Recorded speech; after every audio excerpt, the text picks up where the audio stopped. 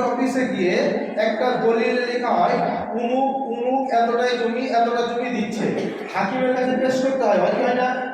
হাকিম জিজ্ঞেস করে তুমি কি এই জমি বিক্রি করছো, এই কথা বলে না বলে না? করে। তারপরে আপনাকে আপনার নামে জমিটা রেজিস্ট্রি হয়। তেমনি আপনার স্বামী যখন আপনাকে আপনার বাবার বাড়ি থেকে বরণ করে নিয়ে এসেছে, সেদিন আপনার সঙ্গে আপনাকে যেদিন আপনার পছন্দ হলো সেদিন আপনার সাথে একটা লেনদেনে বসলো। কি লেনদেনে বসলো?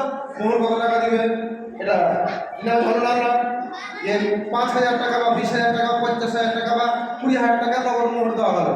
নগদ মোহর দিয়ে আপনাকে নগদ মোহর বুঝিয়ে দিয়ে আর কিছু গাড়ি নিয়ে গিয়ে যেমন ওই দলিলে সিগনেচার করতে হয়েছিল যেটা আমি আপনার কাছ থেকে জমি নিচ্ছি আর আপনি জমি দিচ্ছেন, তেমনি ওখানে যেমন সাক্ষী রাখতে হয়, তেমনি আপনার স্বামী সাক্ষী রেখে যেমন কাজে আপনার জমিটা পেশ করেছিল তেমনি কাজীকে ডেকে দিয়ে বলানো হয়, কি হয় না?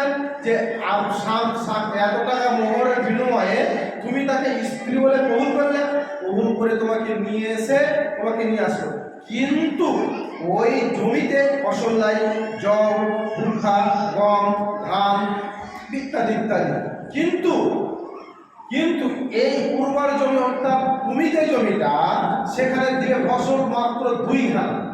কত বললাম? 2খানা, 1 মেয়ে 2 ছেলে। তাহলে এই জমিতে 2টি ফসল ছাড়া অন্য ফসল আর উৎপন্ন হবে না, 2টি ফসল দেবে।